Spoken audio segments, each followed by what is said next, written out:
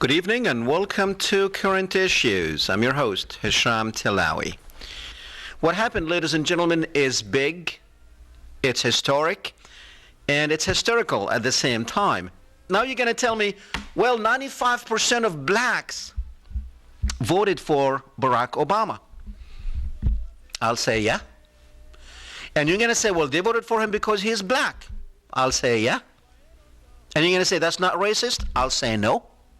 The difference, ladies and gentlemen, as a white man or woman, you have been voting for a white president all these years.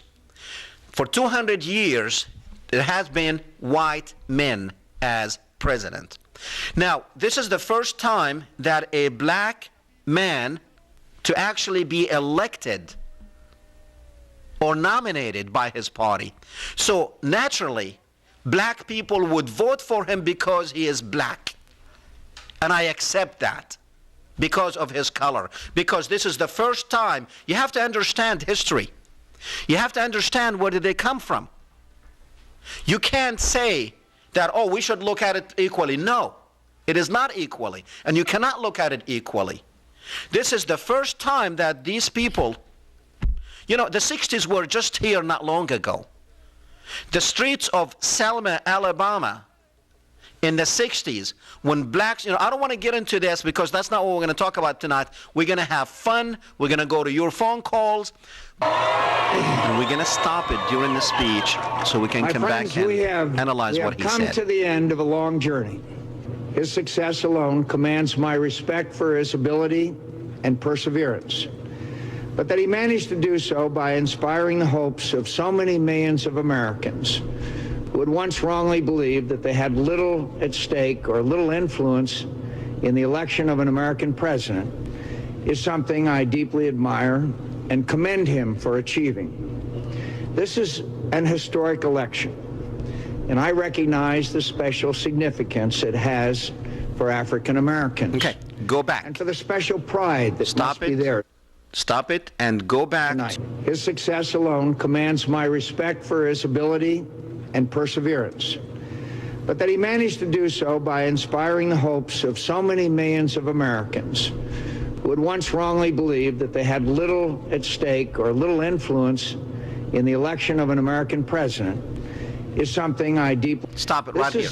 Come back to me. Okay.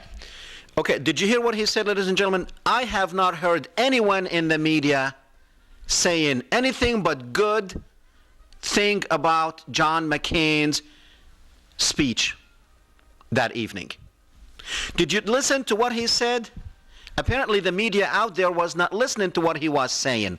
He's saying that he was impressed because he was able to inspire hopes of so many million Americans who wrongly believed that they had little influence to do, wrongly believed that they had little influence to do in the election system, whatever he said, election process. But he said that he has inspired hopes of so many millions Americans who wrongly believed. Who is he talking about? Who is he talking about that Barack Obama? Who are these millions of Americans that elected Obama who wrongly believed that they did not have a voice in the election? Is he talking about the African Americans here? Is he talking, all the millions that elected Barack Obama are African Americans? Nobody in the media stopped him on this one. Everybody said, oh, good, McCain, you're a good guy, you're going down gracefully. He did not. I did not hear anyone mentioning this or saying this at all. This is exactly what he said. Now, if you want to know the truth, ladies and gentlemen, you have 55% of whites, they voted for McCain, while 45% of whites voted for Obama. Millions of dollars went into his campaign. Those people need to be to get paid off now. It is time. It's the same thing with any, don't be ignorant and don't be uneducated and think that Barack Obama went up there on his own. There are some dues to pay. And we will see those dues either in naming his cabinet members.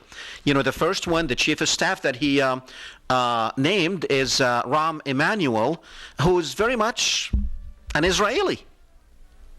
His father was born in Jerusalem. His father fought with the Irgun organization. It's a terrorist organization in Israel. And he's going to be the next chief of staff.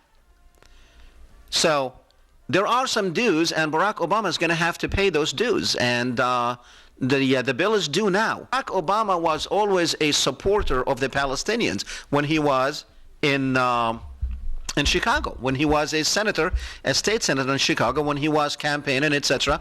He attended many Palestinians events, and he was pro-Palestinian, but now he became pro-Israel because, look, he wants to be the president of the United States, so he's going to do and say anything to get him there. Look, Barack Obama is not the Messiah. If you think he's the perfect guy, you're wrong. He's a politician. He did not get up there for being a nice guy. Okay? We're not saying that Barack Obama is the Messiah. He's not. He is a politician. And believe me, we know whose influence is out there. You know, the problem is, you know why this happened? Because the Jewish money split.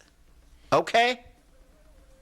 That's why. There's a big split in Jewish money and Jewish control.